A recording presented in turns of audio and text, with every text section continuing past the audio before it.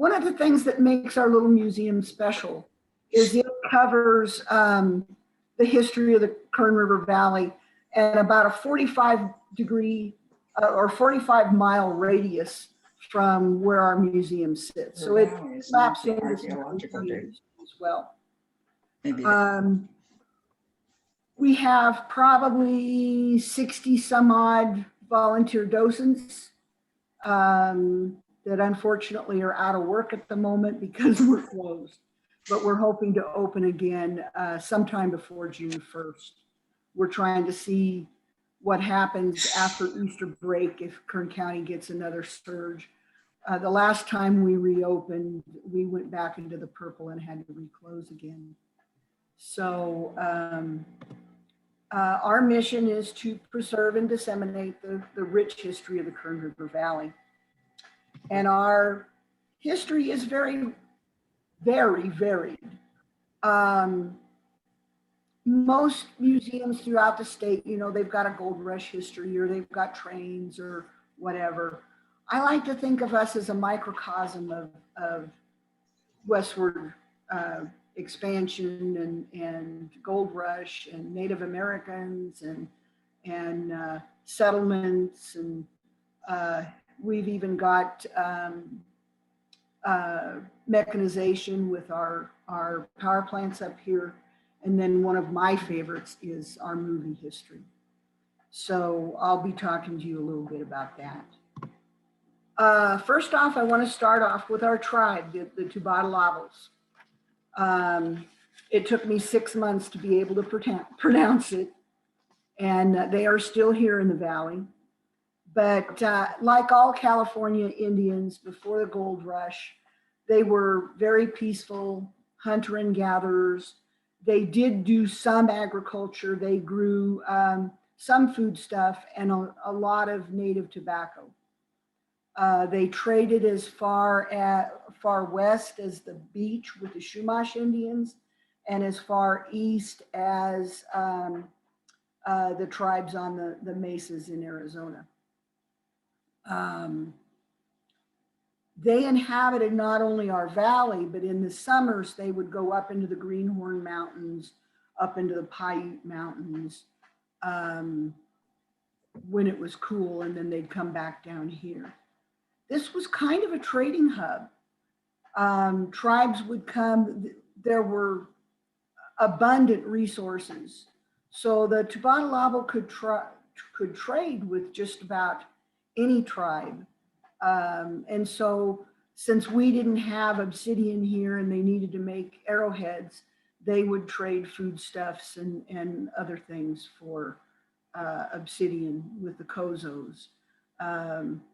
They coexisted with the Cozos to the east, the Coayasu to the south, the Paiutes to the north, and the Yokuts to the west, and oftentimes would intermarry within those tribes. The gold rush changed their lives forever. White men came and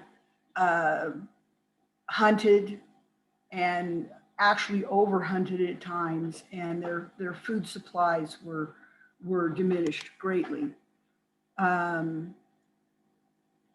Probably the thing that changed their life the most, though, was the Massacre of 1863. The miners had pretty much disturbed all of the tribes in the area, and the Cozos were hoping to plan an uprising against the miners because the miners were interfering with their hunting and their crops as well. So they came to the valley and were trying to talk the Tubatalaba into joining in. And the tribesmen in the Tubatalaba said, no, we're going to try to coexist. We don't want to take part in the uprising. But the miners got wind of this powwow and sent to Fort Tejon for reinforcements. Reinforcements came in the personage of a fellow named Captain Moses McLaughlin. Took him a while to get here. So in that interim of a couple of days, the Tubatalabal, in a last ditch effort to not have any strife, went to Joseph Sumner, who was the owner of the Big Blue Mine. And Sumner told them, unfortunately, that, you know, if they were to give him their guns, the Army could not, should not, would not harm them.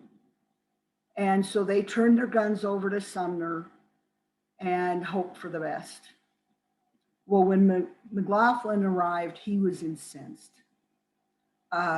He was angry at Sumner for interfering. He told Sumner he wanted the guns. Sumner refused. And basically, the way that part of it ended, it was basically he told Sumner if Sumner continued to interfere, he would be charged with aiding an insurrection, and he better give up the guns. So Sumner gave up the guns, and later that afternoon, McLaughlin went to the Palagawan village, which is pictured here in the center of the slide, and lined up 35 Tubatalabal tribesmen and shot them summarily. Basically, all that was left, there was a small group of men that had gone hunting, and they weren't in the village. But basically, it was women and children that were left. And many of them fled. Some of them fled to the Tule River Reservation. Some of them fled to the Tohon Reservation. And some of them just hid out in the hills. But from that point on, the tribe was pretty shattered. Some did come back, and we have many Tubatalabal in the area today. But some never returned, and most of them remain at the Tule River Reservation. Now, one of the survivors is a gentleman up in the left-hand corner of your screen. That is Steban Miranda. And Steban was, and there's a dispute as to how old he was at the time. Near as we can figure, based on his, he died in 1942, we figure he was about 12 years old. But he and his mother fled to the Tohon Reservation.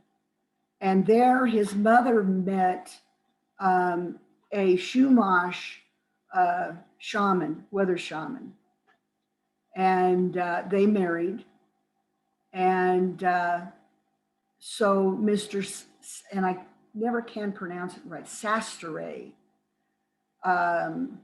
taught Steban weather shamanism and gave him the artifacts that are to the right-hand side of your screen. This is called a weather bundle. And the bottom picture pictures pipes that were used to smoke tobacco. And you can see in the far right-hand one and the third one from the right, there's a little stub sticking out of there. Those are the mouthpieces to the pipes. Those were made out of hollowed out bone.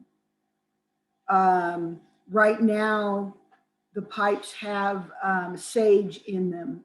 The tribe placed that there to ward off bad spirits. Then the upper part of the weather bundle was used to provide some of the things that Steban needed to do his ceremonies. I want you to notice that bowl in the top left corner of the one picture. That is made out of stone. And both the Chumash and the Tubatalabal were excellent stonesmiths. This is about a little bit more than 2/3 of the weather bundle. The other almost third is at UC Berkeley. It was stolen in the 1930s, and before Steban could get it back, the thieves had sold a part of it to Berkeley. I know the tribe is trying to get them reunited, and we'll see what goes. I think the law is on their side because it is a spiritual item. Let's see, I have to do that. Okay. So gold fever comes to the valley, and most people don't think of Kern County as being a hub of the gold rush, but we were the very tail end of the gold rush. Gold was discovered here in, whoops, I didn't flip my page. I'm sorry, I'm trying to do too many things at once. Gold came here in the gold rush came here in 1854. It was originally found in Greenhorn Gulch.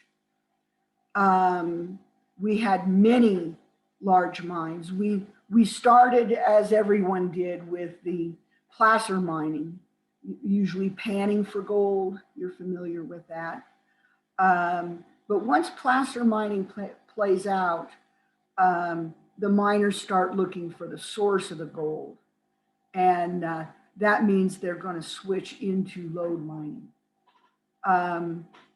540 tons of gold came out of Kern County between our area and Randsburg. Now, Randsburg had more silver and copper, but they did have gold as well.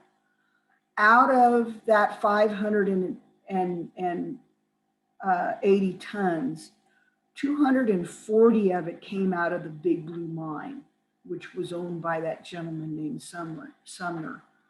The bottom right-hand picture is a picture of the workings of the Big Blue Mine. And if you drive into Kernville, you'll see a little road called Big Blue Road. And if it weren't gated, it's private property now, you would be able to go up to where the mine once was. It was all torn down in the 1960s because it was a dangerous nuisance. But 240 tons of gold is nothing to sneeze at. Keysville was another big mining area. The Keys mine was second only to the Big Blue in terms of production. That the picture in the bottom middle is a miner at Keysville, and this is pretty much the way those guys live. The upper right-hand picture is also Keysville, and you can see a Chinese man doing laundry for the miners. You know, the Chinese Exclusion Act is in the news quite a bit right now. And basically it excluded Chinese from mining anything that hadn't been mined by white miners first. And that was true here. But the Chinese were highly successful here.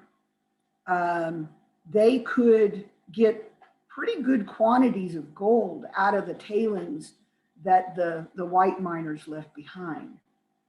Another key difference here, until 1922, the Exclusion Act kept Chinese from owning property. And just recently in our new archive, we have found documents. We found property tax records and actual deeds that showed that Chinese people owned property in Old Kernville, mostly on Nellie Dent Street. And one of the things I want to do is get down to CSUB's archives and get Chris Livingston to help me dig through property tax information so I can get some more information about these Chinamen. But we mined gold up here heavily until World War II. And when World War II started, the federal government passed a law. Gold mining was prohibited. You could only mine for priority metals. And we switched over to tungsten. Although I've got to say that there were still people mining gold and getting money from the federal government to mine gold, but they were saying that they were mining tungsten instead.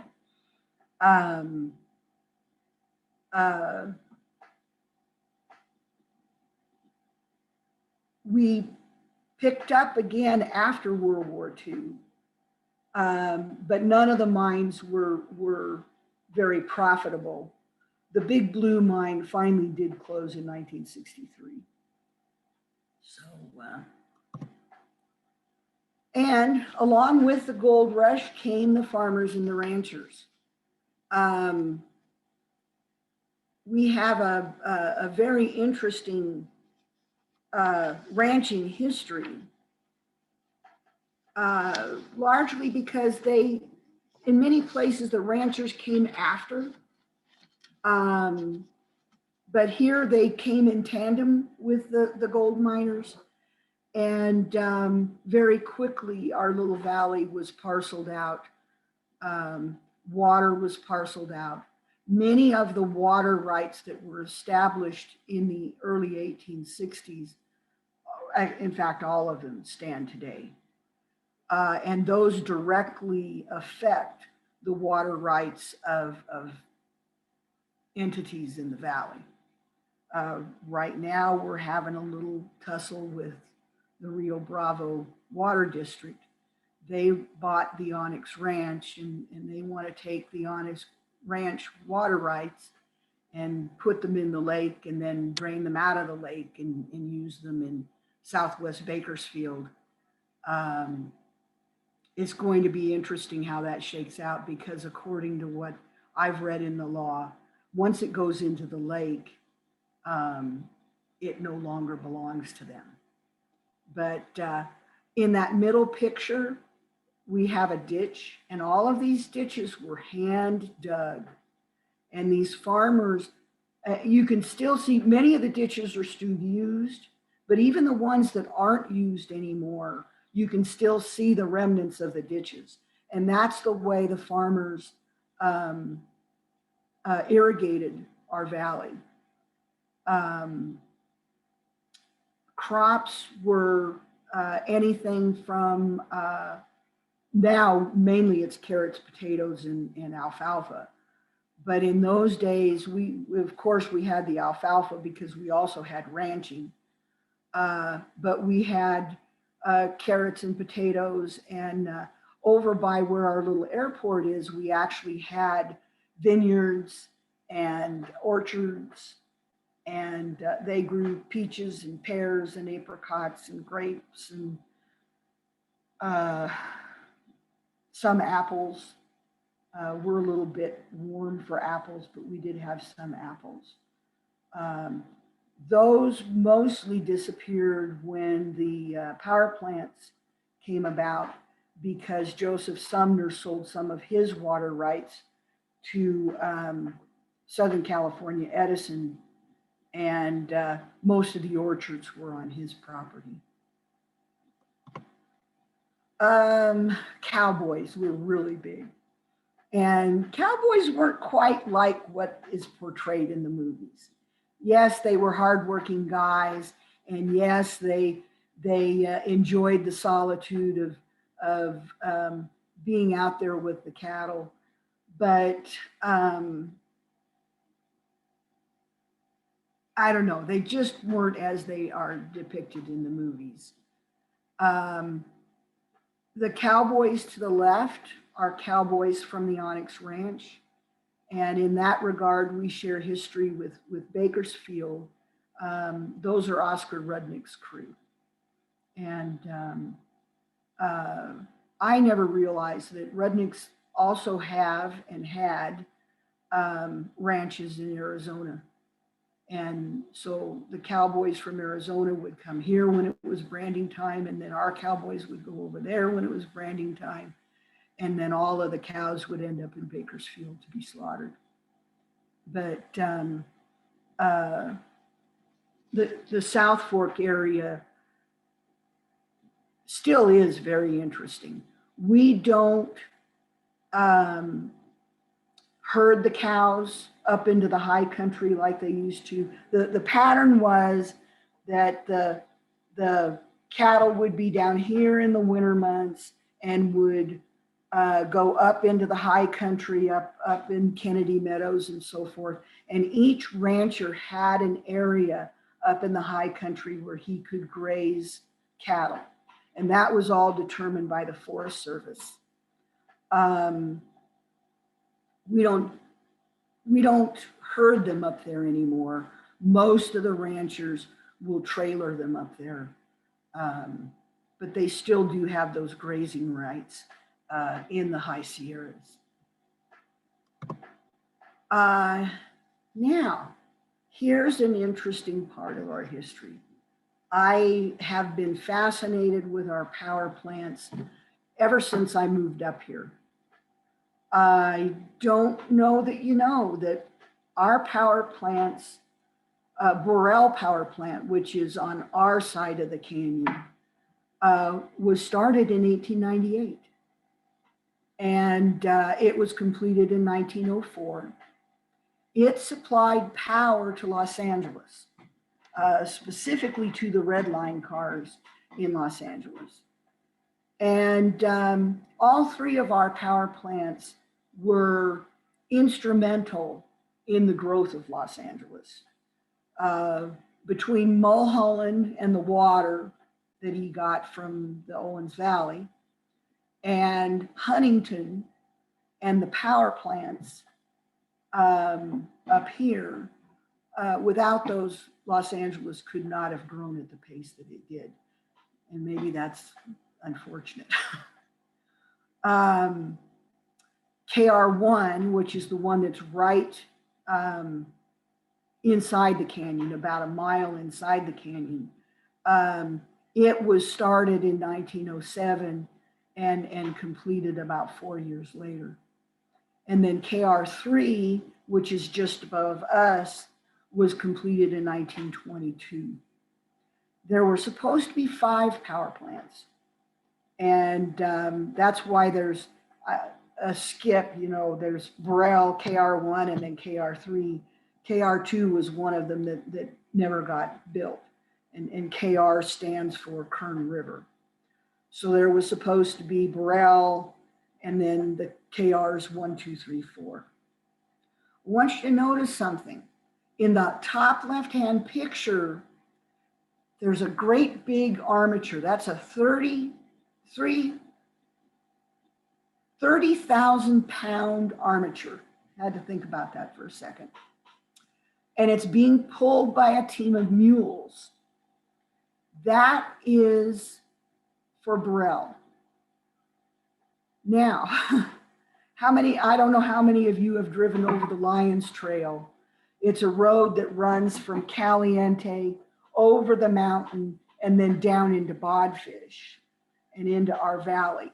That was the main place, the main route that people took to get here prior to 1922. Those mules pulled those large pieces of the power plant over that mountain. I find that fascinating. I cannot get over the fact that they did that. Now, coming back down the mountain, if you've ever been on the Lions Trail, you come down Hooper Hill into Bodfish. That is very, very, very steep. And they must have had huge brakes on those wagons. But I cannot imagine coming down that hill with a 30,000 pound, what's it? Now, if you look in the upper right-hand picture, they're taking the same route, but this time they have not only trucks, but these big tank-looking things.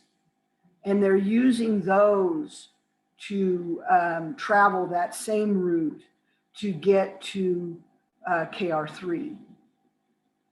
And then the bottom right-hand picture is a truck that was used during the end of the building of KR1. Lots of firsts here in terms of electric power, hydroelectric power. Borel was the first to use metal power poles, and you can see that in the middle picture.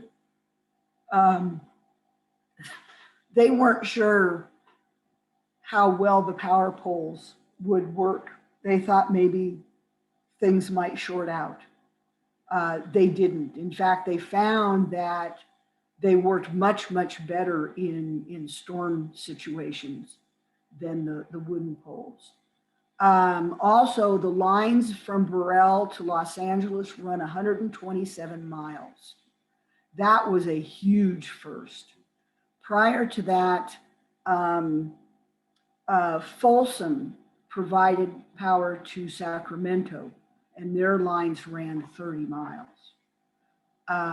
It was hard to get investors for Burrell because most of the investors did not think that the power would get that far.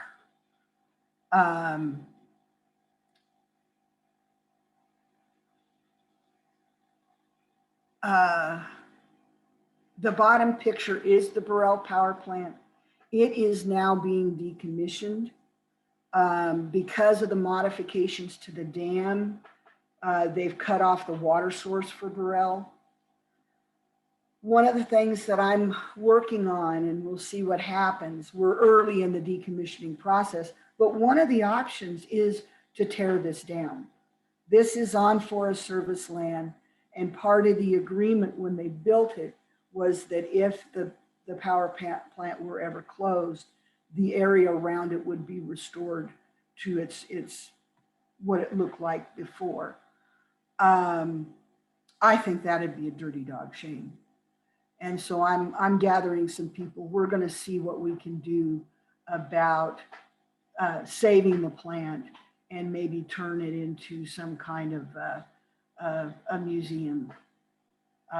The power plant in Folsom is a state park, but I've already been told the state doesn't want anything to do with us. So we'll have to see what happens. Now, here's our fun history. We were a mecca for Hollywood. Starting in 1917, over 240 films were either partially or wholly filmed in the Kern River Valley. In fact, if you look at the picture on the left, that is a picture, and they named it wrong. It's not Western Street, it's Movie Street. And Movie Street ran parallel to the main street in Old Kernville. And you can see the church in the background. That's the old Kernville Methodist Church. It's been moved when the dam was built. It's on Soretta Street in New Kernville. It was a real building, obviously. And then at the other end of the street, there was another real building, and that was the stables that were owned by Andy Brown. Everything in between is a facade. And they were built by Andrew Brown for the movies. The bottom picture is a really good picture of the bottom right-hand picture of the Methodist Church. And if you've watched a Hopalong Cassidy, you've seen that church a bazillion times. Lots of big name stars. John Wayne, including the movie Stagecoach, parts of that, the river crossing scene were done here. Humphrey Bogart came here to film Treasure of the Sierra Madre, and all of the mining scenes, any outdoor scene that wasn't in a Mexican village was done here. The Defiant Ones with Tony Curtis and Sidney Poitier. That one's not a Western, and a lot of them weren't. But the scene, they're escaped convicts, if you haven't seen the movie. They crossed the Kern River, shackled together. Those of you who know how dangerous the Kern River is, the scene just makes my hair stand on end.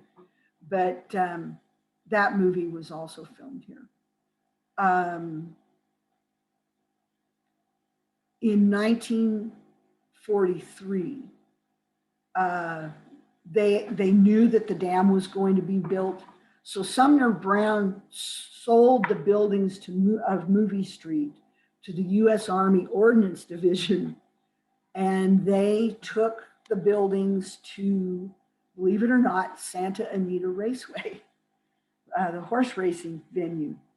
And that was an Army Ordnance depot during World War II. And they used Movie Street to practice shooting guns, and eventually they just kind of blew it up. But we did transition into television, episodes of Bonanza, The Rifleman, Gunsmoke, Lassie, and even the Waltons episodes were done here. I would have loved to have been a kid. If you look at the picture of the church, to the right-hand side of the church, you'll see a tree. And that tree is actually in the schoolyard of the Kernville Elementary School. And my friend Margie Powers talks about standing in the schoolyard and watching them, looking up the street and watching them film during recess. So that was a lot of fun. Another fun little tidbit, they used to field softball teams against the locals. And it turns out Humphrey Bogart was a pretty darn good shortstop. But the locals didn't like it when Roy Rogers showed up. My friend Harvey Malone used to say that Rogers could pitch a ball as fast and as straight as he could shoot a 6-gun. He almost became a major league pitcher. Anyway, the locals didn't like it when he showed up because they lost, and they were highly competitive. So the Forest Service has also played a key role in our valley. They still manage the land. There isn't much land around here that isn't Forest Service or Bureau of Land Management land. And we had fire towers, and in the old days, before there were roads and such, most of the forest rangers rode around the land on horseback.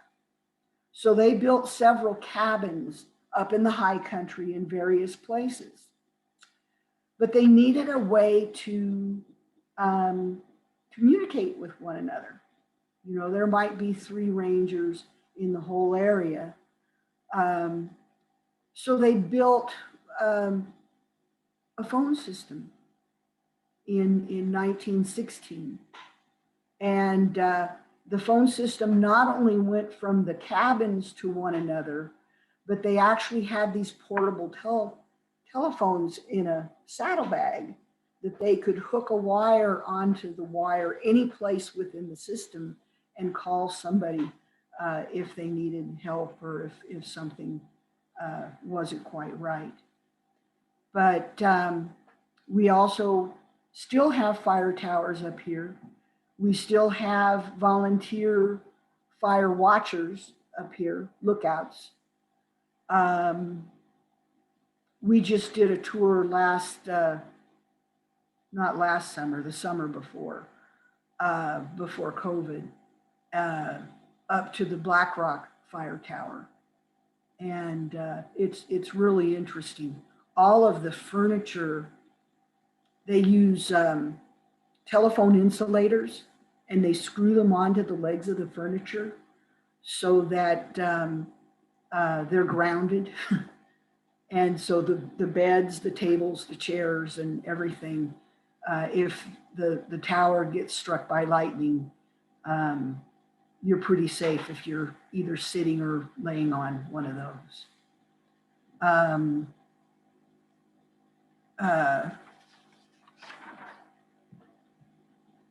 I'll move on. Now, the dam changed everything. Everything. This valley was fairly self-sufficient. I was talking to a good friend the other day. We were talking about the Depression. And I asked him how the Depression affected the valley. And he says, we didn't have any effects. You know, most of the time we were all bartering. We sold goods in Bakersfield. We bought goods in Bakersfield, but we didn't have unemployment or soup lines or any of that. We'd hear about it on the radio, but we didn't have any problems in that regard. Now our economy is not quite so insular and not quite so independent. First off, the two towns had to be moved. The upper left-hand picture is a picture of one of the homes being moved from Old Kernville to New Kernville. The right-hand picture is actually what was left of Old Kernville just after the move. And basically it looks like an atomic bomb hit. That little white square in the middle is the only building that got left behind, and that was the jail. And it was made out of adobe. We call it Pasco's Hotel because the constable at the time was Cecil Pascal. And they left it behind because they knew that it would just disintegrate. But even the Mountain Inn, the hotel, it couldn't be moved, but it was totally taken apart, and it's parts of the Mountain Inn are in buildings all over New Kernville.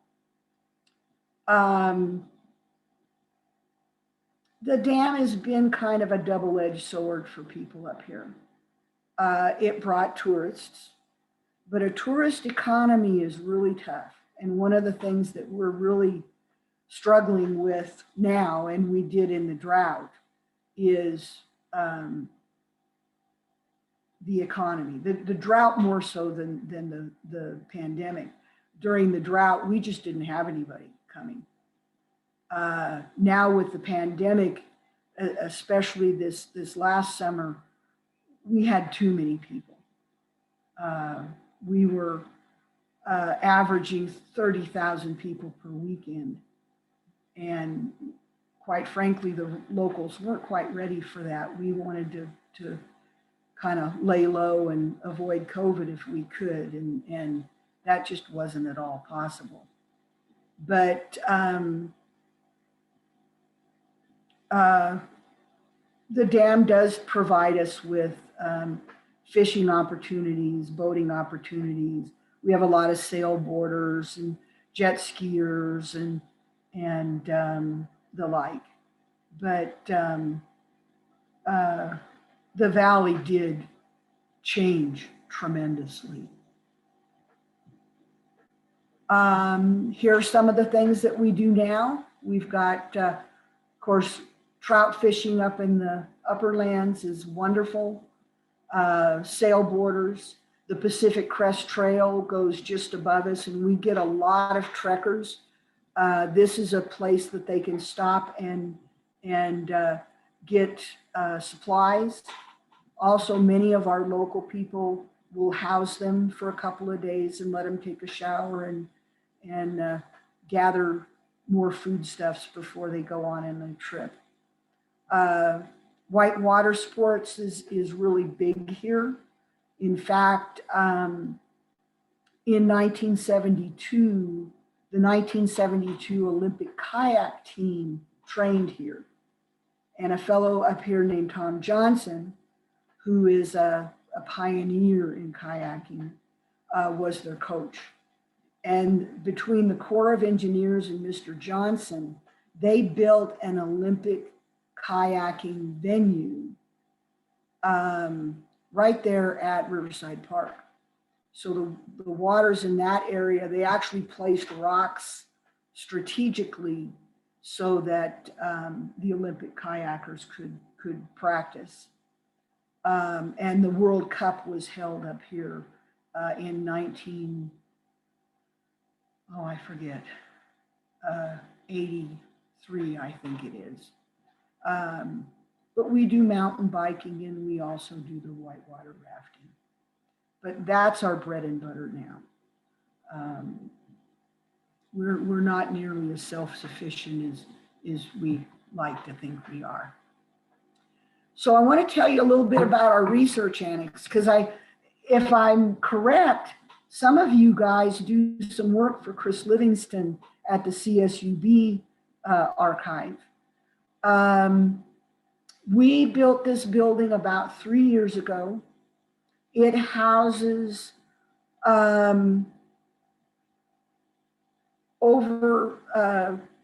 let me get my numbers straight. Sorry.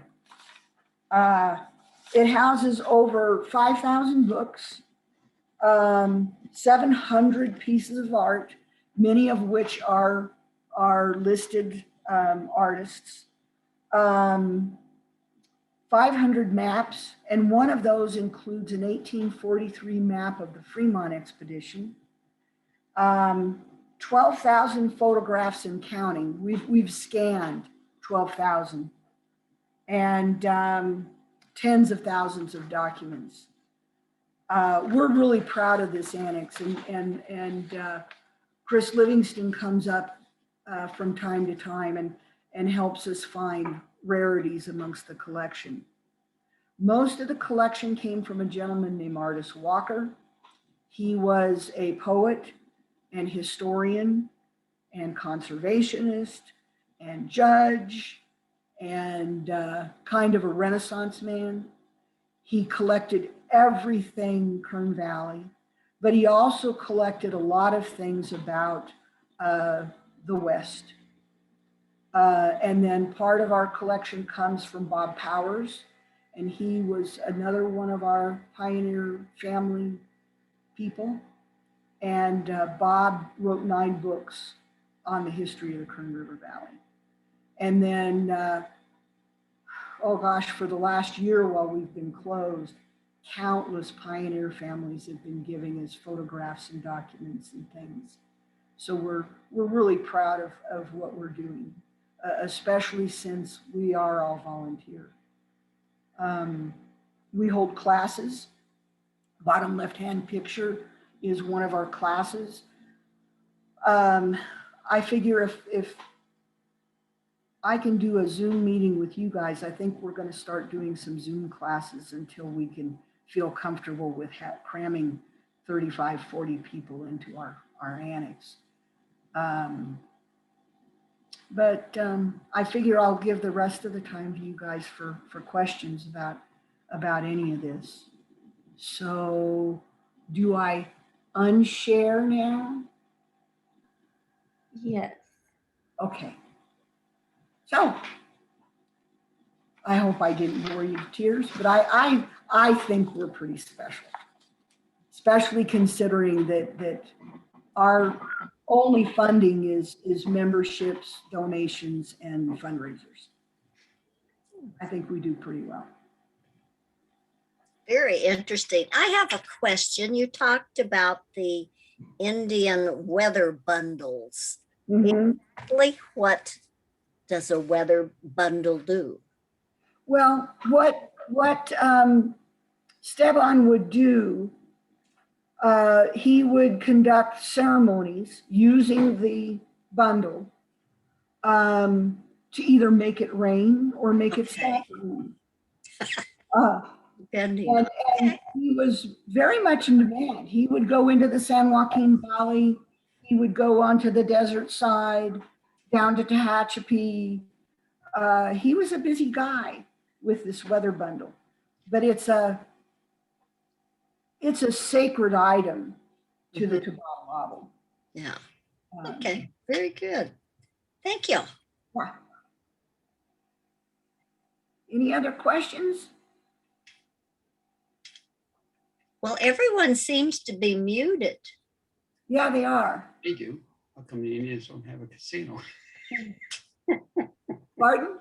Oh, he wanted to know why the Indians up there don't have a casino then. Oh, well, they are looking for recognition. They are one of, and this is ridiculous, but they are not a recognized tribe by the federal government. Oh, okay. And they are looking for recognition, but they're not looking for recognition in order to have a casino. That's kind of the last thing they want to have. But they live on allotments. They don't have a reservation. And actually the allotments are better because the property actually belongs to them. But they would like to get recognition so that they can improve the infrastructure on their allotments. They're having some real issues with water and that kind of thing. But they're not big on casinos. Okay. Well, I don't know if the Jim, I guess he doesn't. Oh, he's. I do have a oh, there. question. So the original access to the valley was actually up through Caliente and over the Lions Trail. Yes. Yes, And the Kern River Canyon was basically an impassable chunk of wilderness. exactly. Edison built road far enough to get into KR1.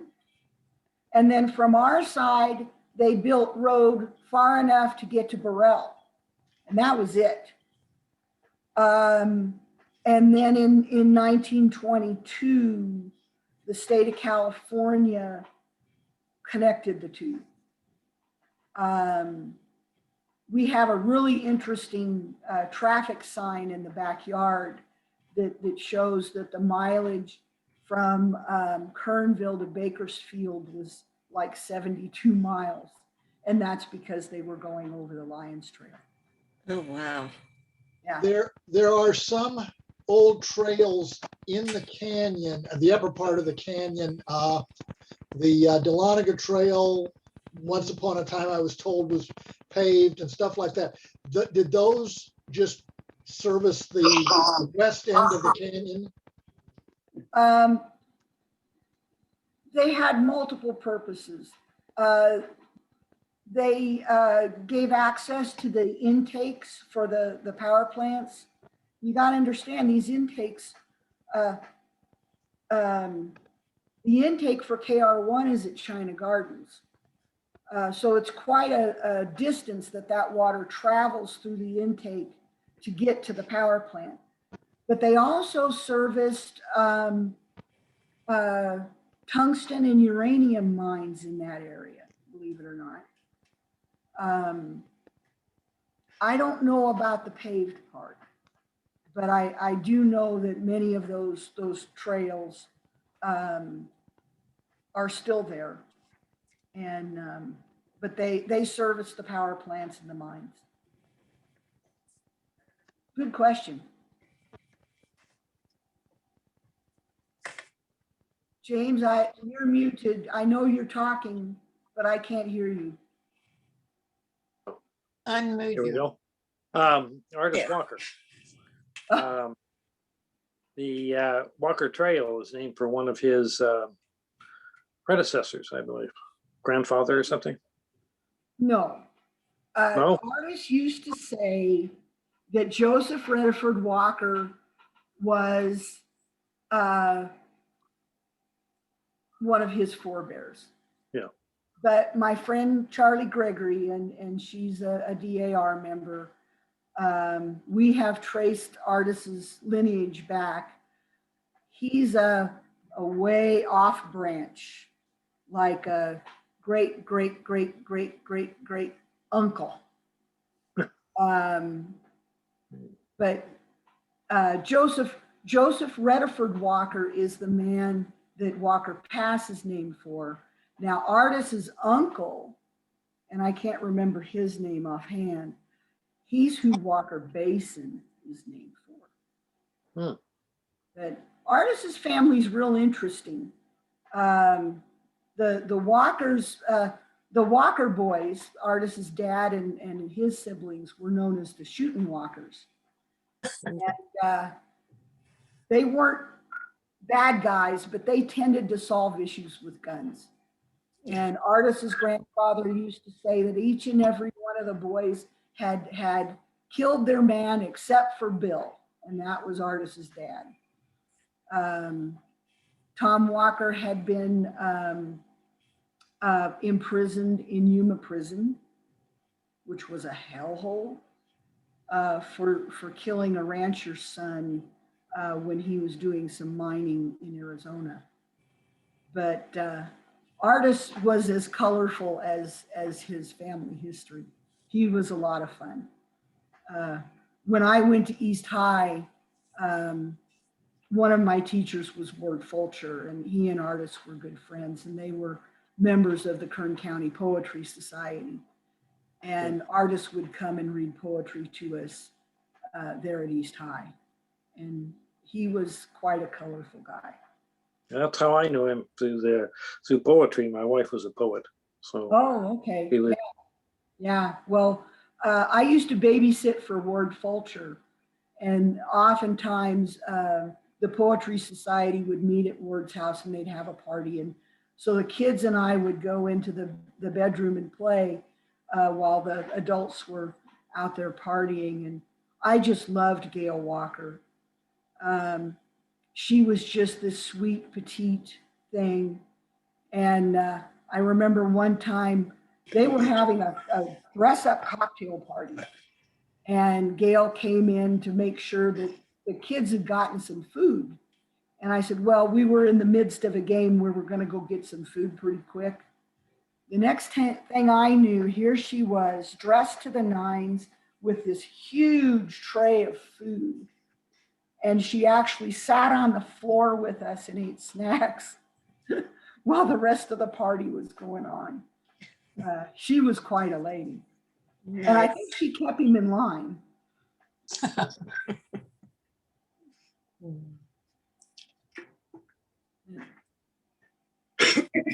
Any other questions?